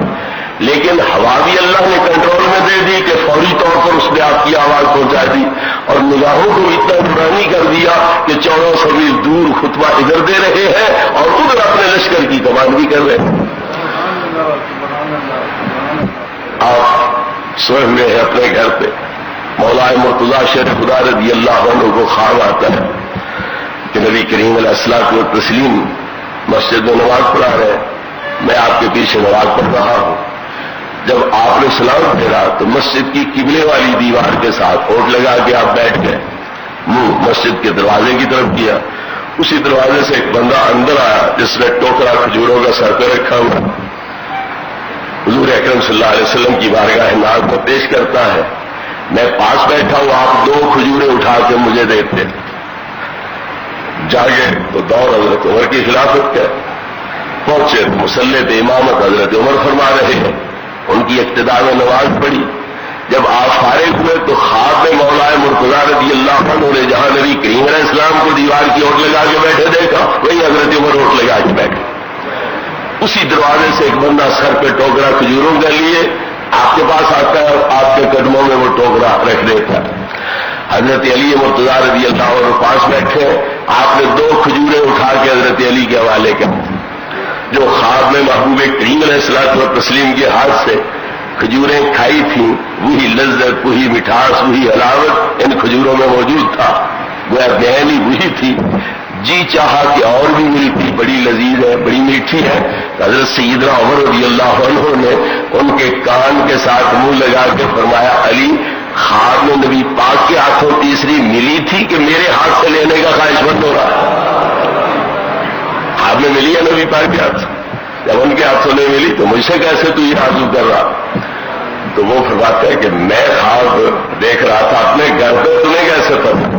تو فرمایا تمہیں پتا نہیں کہ اللہ جب بندے کو کامل ایمان عطا کرتا ہے تو ایک نئی آنکھ اس کے دل میں بھی پیدا کر دیتا ہے. جہاں ظاہری آنکھیں نہیں کام کرتی وہاں دل والی آنکھ کام کرتی. تو یہ کمالات ان ہستیوں کو حاصل ہوا. مولا مرتضیٰ رضی اللہ تعالی عنہ کے غلام نے چوری کی. آپ نے ہاتھ کاٹ دیا کیونکہ وہاں اپنے بیگانے کی تمیز نہیں تھی کہ اپنا جو بھی کرتا پھر چھٹی. قانون صرف دوسروں کے لیے لاگو ہو یہ بات نہ تھی. بے لوٹ انصاف کیا جاتا تھا. اللہ کا خوف دل میں تھا اور اللہ کے احکام پہ عمل کیا جاتا تھا. تو ہاتھ کاٹ دیا. اب وہ باہر نکلا ہاتھ کٹوا کے تو مولا علی کی تعریف کر رہا آپ کی عظمت شان بیان کر رہا. لوگوں نے کہا بے حیا بے شرم زندگی بھر کی تیری خدمت انہوں نے ایک تنکے کے برابر نہ سمجھی تو اس سے تھوڑی سی غلطی ہوئی انہوں نے ہاتھ کاٹ دیا. ابھی تو تعریف کر رہا ہے.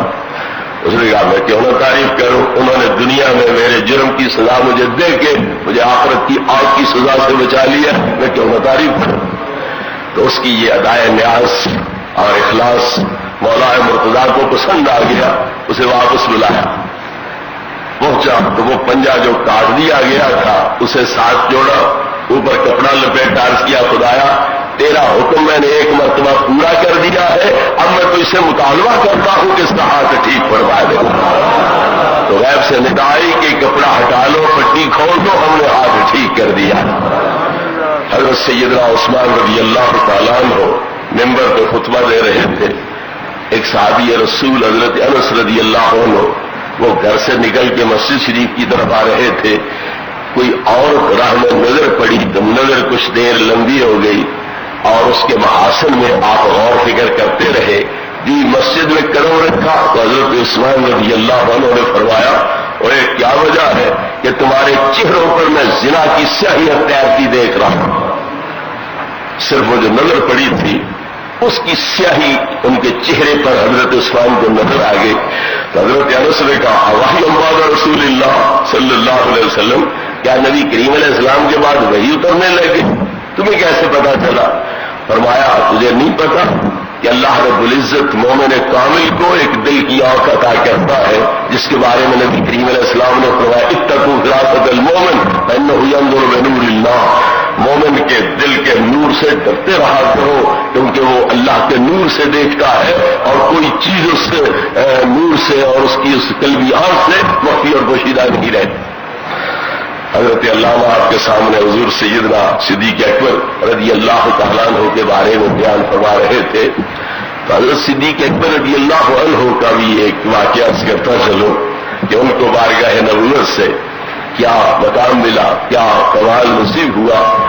آپ نے اپنی پیاری بیٹی اور نبی کریم علیہ السلام کی بیوی ام المومنین حضرت عائشہ صدیقہ رضی اللہ عنہا کو فرمایا کہ بیٹی جو کچھ میں چھوڑے جا رہا ہوں یہ تم 2 بھائی اور 2 بہنیں 3 بہنیں آپس میں تقسیم کر لیں.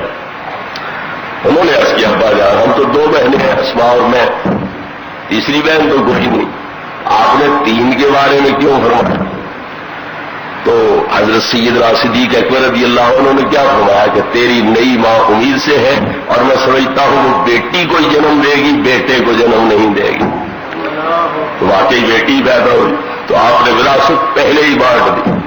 اگر حضرت علامہ مولانا محمد یوسف نقشبندی صاحب سے مسئلہ پوچھو کہ ایک آدمی فوت ہو گیا بیوی حاملہ چھوڑ گیا وراثت تقسیم کرنی ہے کیا جائے تو یہ کیا فرمائیں گے اگر بیٹا ہو تو اس سے یہ بنیں گے اگر بیٹی ہو تو اس سے یہ بنیں گے، تو اگر مگر کے ساتھ جواب دیں گے.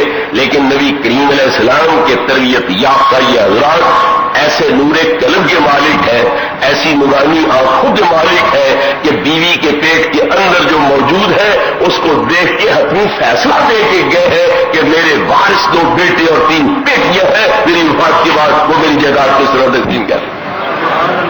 تو محبوب کریم علیہ الصلوۃ والتسلیم نے ان کے دلوں کو نورانی فرمایا، ان کو نور ایمان سے منور فرمایا، تقوی پرہیزگاری کی دولت سے آراستہ براستہ کیا اور اخلاق کا اتنا اعلیٰ پیکر بنا دیا کہ وہ مہذب دنیا کے لیے ایک مثال بن کر نمونہ بن کے سامنے آئے.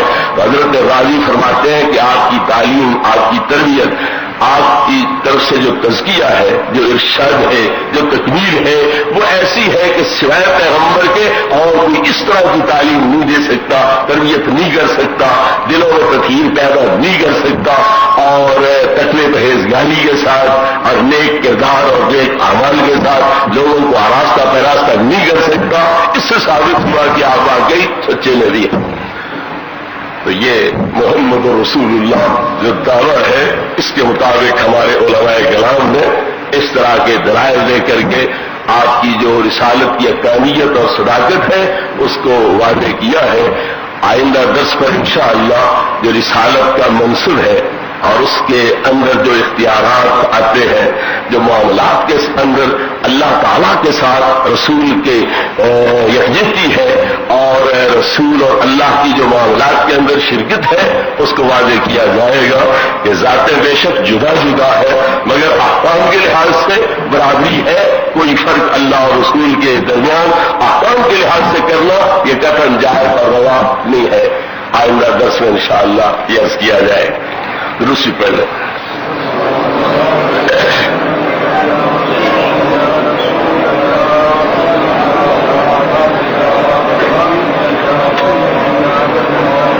یہ سوال ہے، جب حضور علیہ السلام نے خود فرمایا ہے کہ میں نہیں جانتا کہ میرے ساتھ کیا معاملہ ہونے والا ہے، تو کیا اس وقت آپ جھوٹ بول رہے تھے؟ یہ غیب نہ جاننے کی دلیل ہے. نبی کریم علیہ الصلوۃ والتسلیم کا فرمان حدیثوں میں بھی ہے، قرآن مجید کی آیت بھی ہے، قل ان ادری ما یفعل بی ولا بکم. لیکن ایک ملک کو کہا گیا تھا نماز پڑھ، انہوں نے کہا نہیں پڑھتا. کیوں؟ اللہ نے روک رکھا ہے نماز نہ پڑھا کرو. اللہ نے کب روکا ہے؟ اللہ تو فرما رہا ہے کہ الصلاۃ نماز پڑھو نماز پڑھو. تو یہ کیا کہہ رہا یا نہیں؟ قرآن میں لکھا ہوا نہیں لا تقربوا الصلاۃ، نماز کے قریب مت جاؤ. ظالم آگے بھی تو پڑھنا، آگے وانتم سکارا، نشے کی حالت میں ہو تو پھر نماز کے قریب نہ جاؤ. یہ تو نہیں کہ بالکل چھوڑ دو. اس نے کہا سارے قرآن پر عمل کا میں نے ٹھیکہ لیا ہوا، ہمارے لیے یہی کافی ہے لا تقربوا الصلاۃ. تو جس صاحب نے یہ رکن لکھا ہے اس نے بھی میرے خیال میں سارے قرآن پر عمل کا ٹھیکہ نہیں لیا ہوا ہے، صرف اسی آیت تک ہی وہ محدود ہے. آگے بھی ذرا تکلیف کر لیتے پڑھنے کی، ان اتبع الا ما یوحی الی، جو اللہ مجھے بتلاتا ہے میں تو اسی کے مطابق عمل پیرا ہوگا. یہ آگے کوئی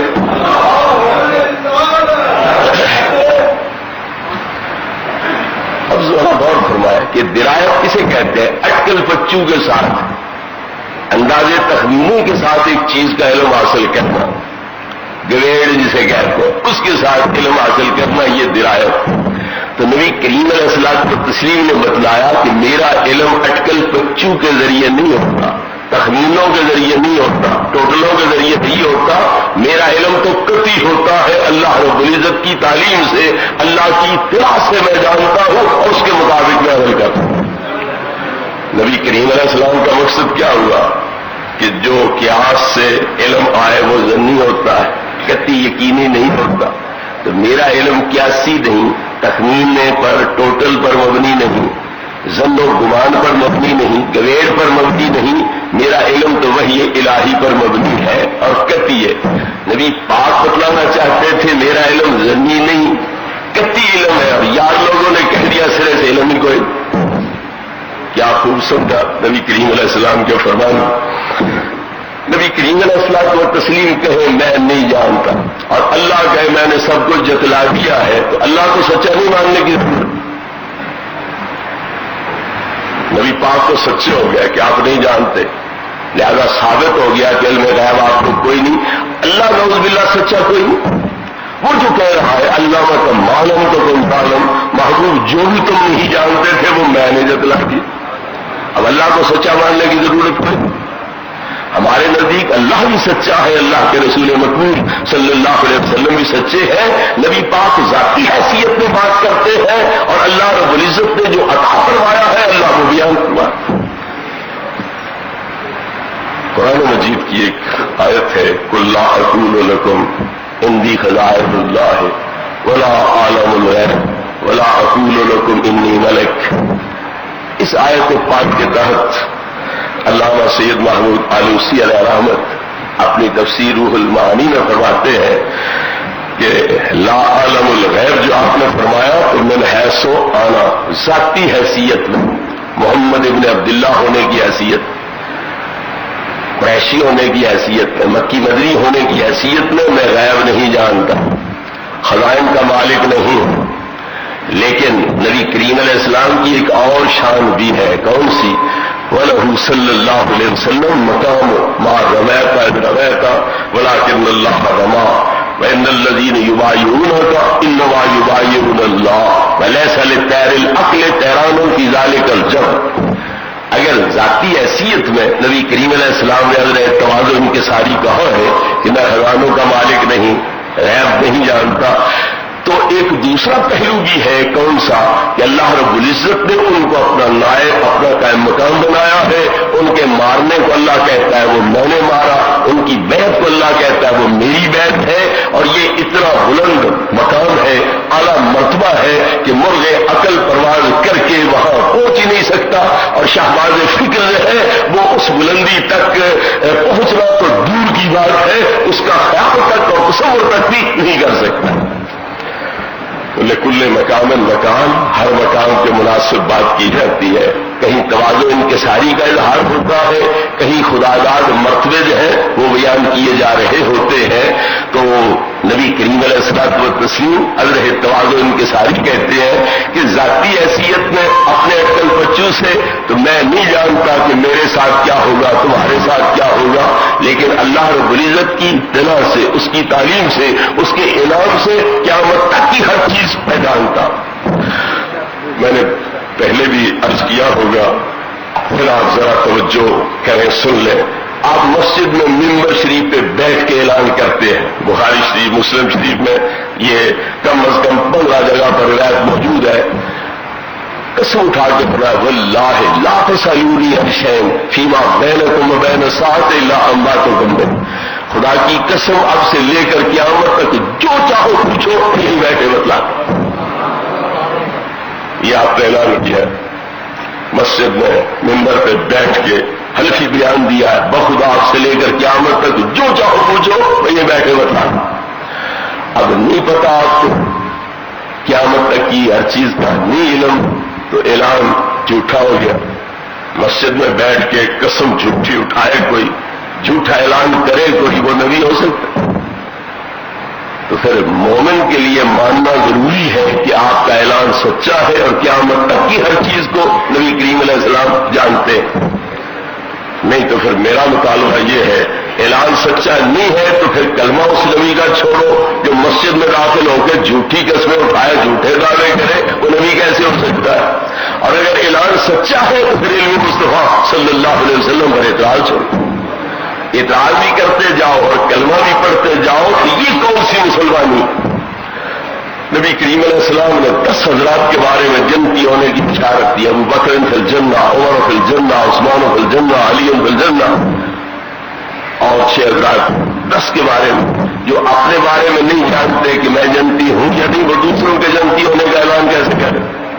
حسنین کریمین کے بارے میں کیا فرمایا؟ الحسن والحسین سید شباب اہل الجنہ، میرا حسن و حسین جنتی جوانوں کے سردار ہے، جو اپنے بارے میں نہیں جانتے وہ ان کے بارے میں کیسے کہہ رہے ہیں؟ حضرت سیدہ فاطمہ زہرا رضی اللہ عنہا کے بارے میں کیا فرمایا؟ فاطمہ کو سیدۃ النساء اہل الجنہ، یہ جنتی عورتوں کی سردار ہے، میری لگتی ہے۔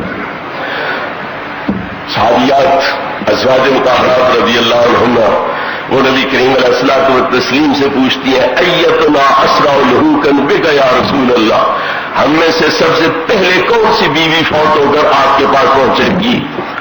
تو اگر ان کا یہ عقیدہ تھا کہ آپ کو کوئی پتہ نہیں تو پوچھتے کیوں؟ سوال ہی کیوں کرتی ہے؟ پھر آپ نہیں جانتے تھے فرماتے تو مجھے کیا پتا، یہ غیب کی بات ہے، میں کیا جانوں غیب کو؟ آپ فرماتے ہیں اطولکن یدن، جو تم میں سے لمبے ہاتھوں والی ہے وہ سب سے پہلے فوت ہو کے میرے پاس پہنچے۔ تو نبی کریم علیہ السلام و تسلیم نے کتنے افراد کے بارے میں یہ غیبی اعلانات جو ہیں وہ فرمائے ہیں، تو یہ دعویٰ کرنا کہ آپ غیب نہیں جانتے کتنا جھوٹا اور لغو دعویٰ ہے۔ اللہ تو فرماتا ہے وما هو علی الغیب بضنین، وہ غیب کے بارے میں سخی ہے، وکیل نہیں ہے۔ تو سخی وہ ہوگا جو لوگوں کو بھی دے گا، یا جس کے پلے پھوٹی کوڑی کوئی نہ ہو تو وہ سخی ہوتا ہے۔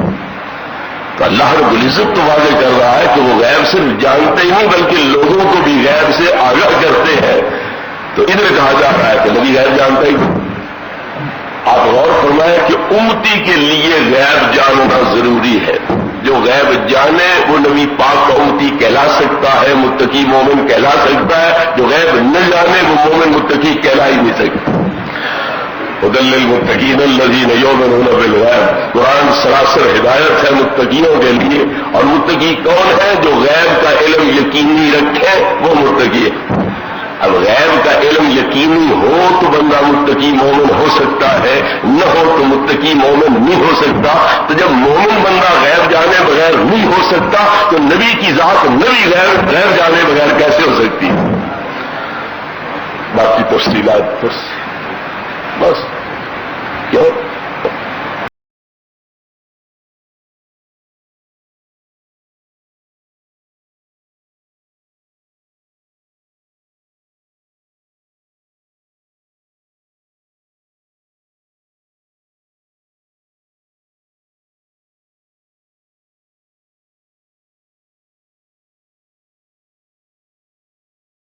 ٹھیک